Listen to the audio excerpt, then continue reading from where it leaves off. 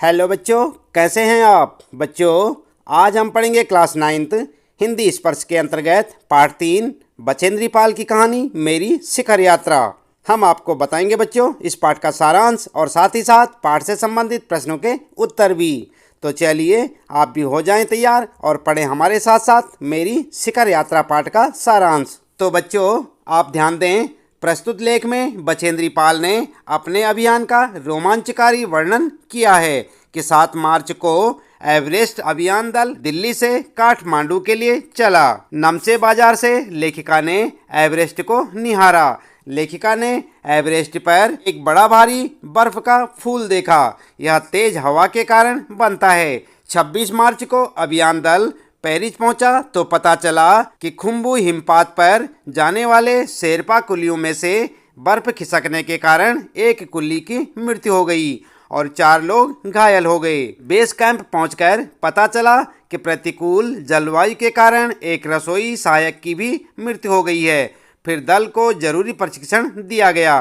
29 अप्रैल को वे 7,900 मीटर ऊंचाई पर स्थित बेस कैंप पहुंचे, जहां तेंजिंग ने लेखिका का हौसला बढ़ाया। 15-16 मई 1984 को अचानक रात 12:30 बजे कैंप पर ग्लेशियर टूट पड़ा, जिससे कैंप तहस नहस हो गया। हर व्यक्ति चोटग्रस्त हुआ। लेखिका बर्फ में दब गई थी। उन्हें बर्फ से निकाला गया। फिर कुछ दिनों बाद लेखिका साउथ कोल कैंप पहुंची। वहां उन्होंने पीछे आने वाले साथियों की मदद करके सबको खुश कर दिया। अगले दिन वह प्रातः ही अंगदोरजी के साथ शिखर यात्रा पर निकली। अथक परिश्रम के बाद वे शिखर कैंप पहुंचे। एक और साथी लियाटू के आ जाने से और ऑक्सीजन आपूर्ति बढ़ जाने से चढ़ाई आसान हो गई। 23 मई 1984 को दोपहर 1:07 पर लेखिका एवरेस्ट की चोटी पर खड़ी थी। वह एवरेस्ट पर चढ़ने वाली पहली भारतीय महिला थी। चोटी पर 2 व्यक्तियों के साथ खड़े होने की जगह नहीं थी। उन्होंने बर्फ के फावड़े से बर्फ की खुदाई कर अपने आप को सुरक्षित किया। लेखिका ने घुटनों के बल बैठकर सागर माथे के ताज को चूमा। फिर दुर्गा माँ तथा हनुमान चालीसा को कपड़े में लपेटकर बर्फ में दबा दिया। अंगदोरजी ने उन्हें गले से लगकर बधाई दी। कर्नल खुल्लर ने उन्हें बधाई देते हुए कहा, मैं तुम्हारे माता पिता को बधाई देना चाहूँगा। देश को तुम पर गर्व है और अब तुम ऐसे संसार में वापस जाओगी जो तुम्हारे अपने पीछे छोड़े हुए संसार से एकदम भिन्न होगा। ठीक है बच्चों, तो इस प्रकार से आपने देखा यहाँ पर मेरी शिखर यात्रा पाठ का सारांश। उम्मीद है कि आपको अच्छे से समझ आया होगा। इसके बाद आइए देख लेते हैं यहाँ पर इस पाठ से संबंधित प्रश्नों के उत्तर अभ्यास प्रश्न उत्तर में। और सबसे पहले यहाँ पर आपको देखने को मिलेंगे मौखिक प्रश्न, और आप देख सकते हैं निम्नलिखित प्रश्नों के उत्तर 1-2 पंक्तियों में दीजिए। और पहला प्रश्न है यहाँ पर आपके लिए, अग्रिम दल का नेतृत्व कौन कर रहा था? तो आप जानते हैं, आपने पाठ में पढ़ा होगा। चलिए उत्तर में देख लेते हैं। आप लिखेंगे अग्रिम दल का नेतृत्व पूर्व उपनेता प्रेमचंद कर रहे थे। ठीक है। अगला है फिर दूसरा प्रश्न आपके लिए, लेखिका को सागर माथा नाम क्यों अच्छा लगा? तो जानते हैं आप क्यों अच्छा लगा? उत्तर में आप लिख सकते हैं, एवरेस्ट को नेपाली भाषा में सागर माथा नाम से जाना जाता है। लेखिका को सागर माथा नाम अच्छा लगा क्योंकि सागर के पैर नदियां हैं, तो सबसे ऊंची चोटी उसका माथा है और यह एक फूल की तरह दिखाई देता है, जैसे माथा हो। सागर माथा का अर्थ है समुद्र का मस्तक या माथा। एवरेस्ट वास्तव में समुद्र का माथा सा प्रतीत होता है। आई बात समझ में? इसके बाद देख लेते हैं फिर तीसरा प्रश्न है, लेखिका को ध्वज जैसा क्या लगा? तो आप जानते हैं, आपने पाठ में पढ़ा होगा। उत्तर में आप लिख सकते हैं, लेखिका को एक बड़े भारी बर्फ का बड़ा फूल पर्वत शिखर पर लहराता हुआ ध्वज जैसा लगा। ठीक है। अगला प्रश्न है फिर चौथा, हिमस्खलन से कितने लोगों की मृत्यु हुई और कितने घायल हुए? तो आप जानते हैं, उत्तर में आप लिख सकते हैं, हिमस्खलन से 16 शेरपा कुलियों में से एक की मृत्यु हुई और 4 घायल हुए। अगला प्रश्न है फिर पांचवा, मृत्यु के अवसाद को देखकर कर्नल खुल्लर ने क्या कहा? तो क्या कहा बच्चों? उत्तर में आप लिख सकते हैं, एक शेरपा कुली की मृत्यु तथा 4 के घायल होने के कारण अभियान दल के सदस्यों के चेहरे पर छाए अवसाद को देखकर कर्नल खुल्लर ने कहा कि एवरेस्ट जैसे महान अभियान में खतरों को और कभी कभी तो मृत्यु को भी सहज भाव से स्वीकारना पड़ता है। ठीक है, अगला प्रश्न देखते हैं। छठा प्रश्न है, रसोई सहायक की मृत्यु कैसे हुई? तो क्या लिखेंगे उत्तर में? उत्तर में आप लिख सकते हैं, प्रतिकूल जलवायु के कारण एक रसोई सहायक की मृत्यु हो गई है। अगला प्रश्न है सातवां, कैंप 4 कहां और कब लगाया गया? उत्तर में आप लिख सकते हैं, कैंप 4 29 अप्रैल को 7,900 मीटर की ऊंचाई पर लगाया गया था। फिर आपके लिए अगला प्रश्न, प्रश्न 8वां, लेखिका ने शेरपा कुली को अपना परिचय किस तरह दिया? क्या लिखेंगे उत्तर में? उत्तर में आप लिख सकते हैं, लेखिका ने शेरपा कुली को अपना परिचय यह कहकर दिया कि वह बिल्कुल ही नौसिखिया है और एवरेस्ट उसका पहला अभियान है। ठीक है, अगला प्रश्न है 9वां, लेखिका की सफलता पर कर्नल खुल्लर ने उसे किन शब्दों में बधाई दी? तो उत्तर में आप लिख सकते हैं, लेखिका की सफलता पर बधाई देते हुए कर्नल खुल्लर ने कहा, मैं तुम्हारी इस अनूठी उपलब्धि के लिए तुम्हारे माता पिता को बधाई देना चाहूँगा। देश को तुम पर गर्व है और अब तुम ऐसे संसार में जाओगी जो तुम्हारे अपने पीछे छोड़े हुए संसार से एकदम भिन्न होगा। आई बात समझ में? इस प्रकार से आप अपना उत्तर लिख सकते हैं। फिर है बच्चों यहाँ पर आपके लिए लिखित प्रश्न आप अपनी पाठ्य पुस्तक में देख सकते हैं और यहाँ पर कै आप देख सकते हैं, निम्नलिखित प्रश्नों के उत्तर 25 से 30 शब्दों में लिखिए। कितने शब्दों में? 25 से 30 शब्दों में आपको उत्तर लिखना है। और पहला प्रश्न है, नज़दीक से एवरेस्ट को देखकर लेखिका को कैसा लगा? तो आपने पाठ में पढ़ा होगा, लिख सकते हैं उत्तर। चलिए देख लेते हैं। उत्तर में आप लिखेंगे, नज़दीक से एवरेस्ट को देखकर लेखिका को इतना अच्छा लगा कि वह भौचक्की रह गई। वह एवरेस्ट ल्योहुत्से और नुत्से की ऊंचाइयों से घिरी बर्फीली टेढ़ी मेढ़ी नदी को निहारती रही। ठीक है, फिर है आपके लिए दूसरा प्रश्न, डॉक्टर मीनू मेहता ने क्या जानकारियां दी? तो जानते हैं आप क्या जानकारियां दी उन्होंने? उत्तर में लिखेंगे, डॉक्टर मीनू मेहता ने उन्हें निम्न जानकारियां दी और यहाँ पर क्रम से लिखेंगे आप। पहला लिखेंगे यहाँ पर, एल्यूमिनियम की सीढ़ियों से अस्थायी पुलों का बनाना। ठीक है, और उसके बाद लट्ठों तथा रस्सियों का उपयोग करना और उसके बाद बर्फ़ की आड़ी तिरछी दीवारों पर रस्सियों को बांधना। और फिर लिखेंगे, अग्रिम दल के अभियांत्रिक कार्यों की जानकारी दी। ठीक है, इस प्रकार से आप अपने दूसरे प्रश्न का उत्तर लिख सकते हैं बच्चों। फिर है तीसरा प्रश्न, तेंजिंग ने लेखिका की तारीफ में क्या कहा? क्या लिखेंगे उत्तर? उत्तर में आप लिख सकते हैं, तेंजिंग ने लेखिका की तारीफ में कहा कि वह एक पर्वतीय लड़की है, उसे तो शिखर पर पहले ही प्रयास में पहुंच जाना चाहिए। कठिन और रोमांचक कार्य करना उनका शौक था। वे लेखिका की सफलता चाहते थे और उन्हें पूरी आशा थी कि वे होंगी, यानी कि वे सफल होंगी। ठीक है, अगला प्रश्न है फिर चौथा, लेखिका को किन के साथ चढ़ाई करनी थी? उत्तर में आप लिख सकते हैं, लेखिका को अपने दल के साथ तथा जय और मीनू के साथ चढ़ाई करनी थी, परंतु ये लोग पीछे रह गए थे। अगला प्रश्न है बच्चों पांचवा, लोब्सांग ने तंबू का रास्ता कैसे साफ किया? क्या लिखेंगे उत्तर में? उत्तर में आप लिख सकते हैं, तंबू के रास्ते एक बड़ा बर्फ पिंड गिरा था जिसने कैंप को तहस नहस कर दिया था। लोब्सांग ने अपनी स्विस छुरी की सहायता से तंबू का रास्ता साफ किया और लेखिका को बाहर निकाला। फिर है आपके लिए छठा प्रश्न, साउथ कोल कैंप पहुंचकर लेखिका ने अगले दिन की महत्वपूर्ण चढ़ाई की तैयारी कैसे शुरू की? उत्तर में लिख सकते हैं आप, साउथ कोल कैंप पहुंचकर लेखिका ने अगले दिन की महत्वपूर्ण चढ़ाई की तैयारी शुरू कर दी। उन्होंने खाना, कुकिंग गैस तथा कुछ ऑक्सीजन सिलेंडर इकट्ठे किए। अपने दल के दूसरे सदस्यों को मदद करने के लिए एक थर्मस में जूस और दूसरे में चाय भरने के लिए नीचे उतर गई। आई बात समझ में? इस प्रकार से आप अपना उत्तर लिख सकते हैं। फिर आपके लिए यहाँ पर आप देख सकते हैं ख, निम्नलिखित प्रश्नों के उत्तर 50 से 60 शब्दों में आपको लिखना होगा। और यहाँ पर पहला प्रश्न है, उपनेता प्रेमचंद ने किन स्थितियों से अवगत कराया? तो यहाँ पर आप उत्तर में लिख सकते हैं, उपनेता प्रेमचंद ने अभियान दल के सदस्यों को निम्न स्थितियों से अवगत कराया। और फिर लिखेंगे, पहली बड़ी बाधा खुम्बू हिमपात की स्थिति से अवगत कराया। उन्होंने यह भी बताया कि उनके दल ने कैंप एक जो हिमपात के ठीक ऊपर है वहां तक का रास्ता साफ कर दिया है। कितना ऊंचा था वो? 6000 मीटर ऊपर। ठीक है। इसके बाद आप लिखेंगे यह भी बताया कि पुल बना दिया गया है, रस्सियां बांध दी गई हैं और झंडियों से रास्ते को चिन्हित कर दिया गया है। फिर लिखेंगे बड़ी कठिनाइयों का जायजा ले लिया गया है। फिर लिखेंगे ग्लेशियर बर्फ की नदी है और बर्फ का गिरना जारी है। यदि हिमपात अधिक हो गया तो अभी तक किए गए सारे काम व्यर्थ हो सकते हैं। हमें रास्ते खोलने का काम दोबारा भी करना पड़ सकता है। और इस प्रकार से आपके इस पहले प्रश्न का उत्तर हो जाएगा।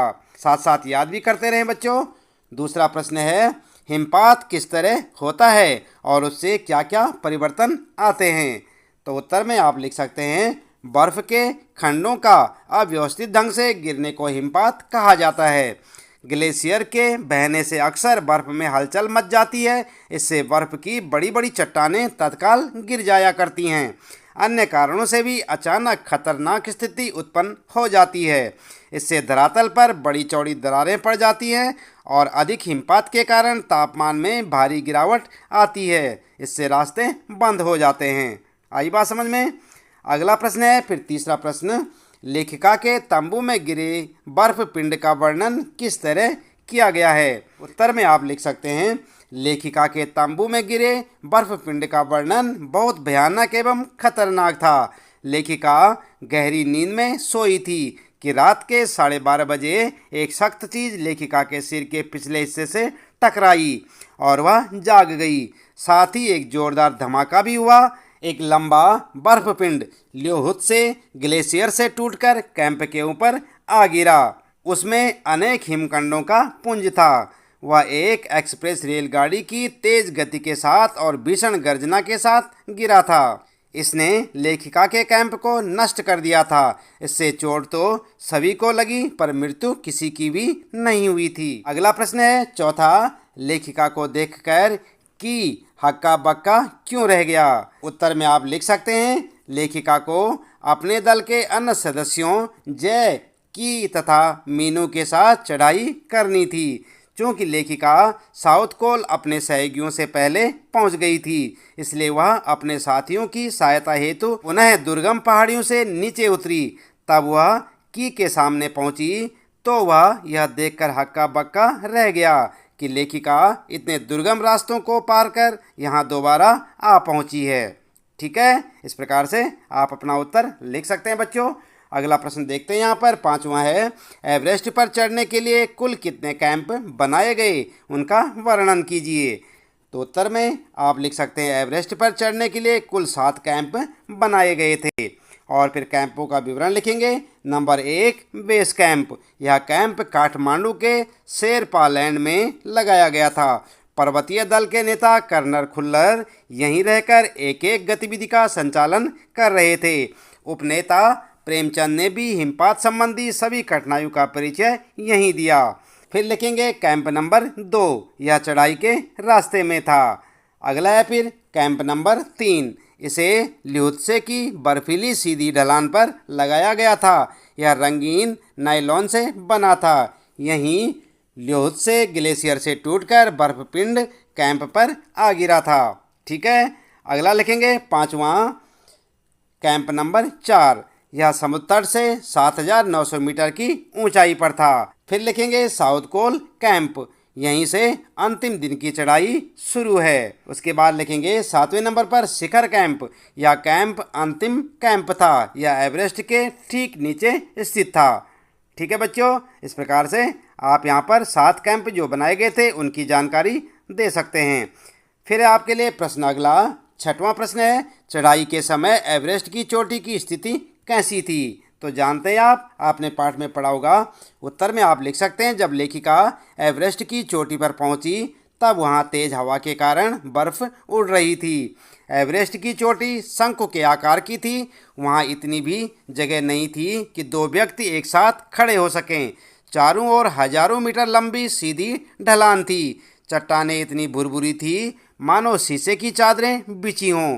लेखिका को फावड़े से बर्फ की खुदाई करनी पड़ी ताकि स्वयं को सुरक्षित और स्थिर कर सके। दृश्यता यानी देखने की क्षमता जो थी शून्य तक पहुंच गई थी, यानी वहाँ पर कुछ भी दिखाई नहीं दे रहा था। फिर है उसके बाद प्रश्न नंबर 7वां, सम्मिलित अभियान में सहयोग एवं सहायता की भावना का परिचय बछेंद्री के किस कार्य से मिलता है? उत्तर में आप लिख सकते हैं, लेखिका के व्यवहार से सहयोग और सहायता का परिचय तब मिलता है जब वे अपने दल के दूसरे सदस्यों को मदद करने के लिए एक थर्मस में जूस और दूसरे में चाय भरने के लिए बर्फीली हवा में तंबू से बाहर निकली और नीचे उतरने लगी। जय ने उनके प्रयास को खतरनाक बताया तो बछेंद्री ने जवाब दिया, मैं भी औरों की तरह पर्वतारोही हूँ, इसलिए इस दल में आई हूँ। शारीरिक रूप से ठीक हूँ, इसलिए मुझे अपने दल के सदस्यों की मदद क्यों नहीं करनी चाहिए। यह भावना उसकी सहयोगी प्रवृत्ति को दर्शाती है। तो इस प्रकार से आप अपना उत्तर लिख सकते हैं। अब देखते हैं यहाँ पर गह है आपके लिए, निम्नलिखित के आशय स्पष्ट कीजिए।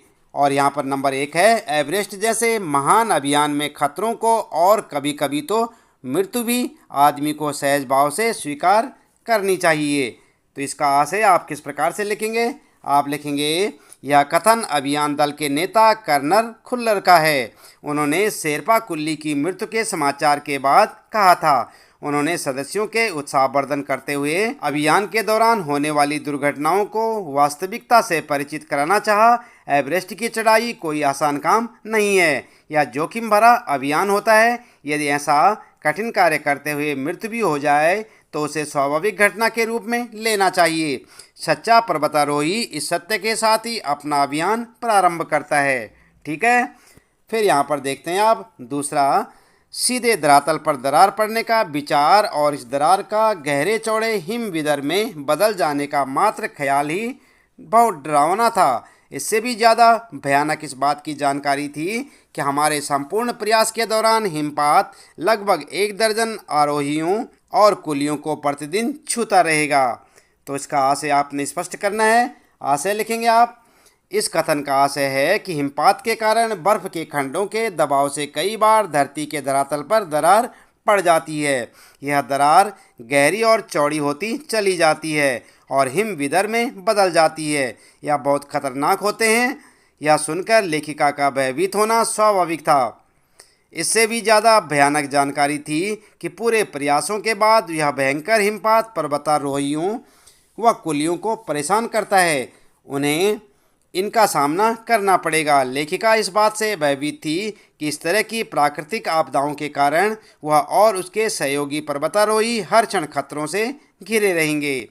ठीक है, यहाँ पर तीसरा, बिना उठे ही मैंने अपने थैले से दुर्गा माँ का चित्र और हनुमान चालीसा निकाला। मैंने इनको अपने साथ लाए लाल कपड़े में लपेटा, छोटी सी पूजा अर्चना की और इनको बर्फ में दबा दिया। आनंद के इस क्षण में मुझे अपने माता पिता का ध्यान आया।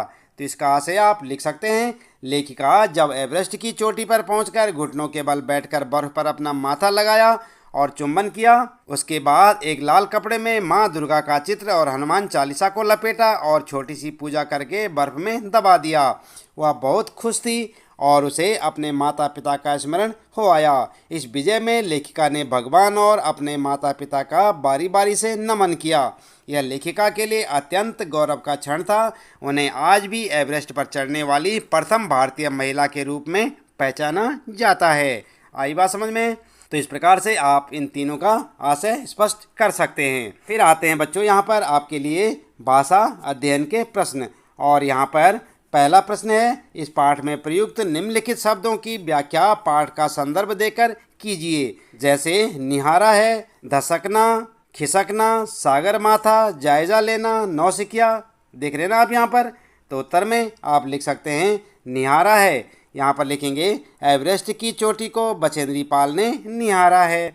इसी प्रकार से धसकना या खिसकना, ये दोनों शब्द हिमखंडों के गिरने के संदर्भ में आए हैं।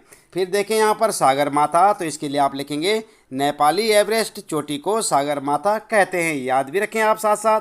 फिर है जायजा लेना, तो यहाँ पर आप लिख सकते हैं यह शब्द प्रेमचंद ने कैंप के निरीक्षण कर स्थिति के बारे में प्रयुक्त हुआ है। इसके बाद है यहाँ पर नौसिखिया, तो यहाँ पर लिखेंगे बचेंद्री पाल ने तेंजिंग को अपना परिचय देते हुए यह शब्द प्रयुक्त किया है।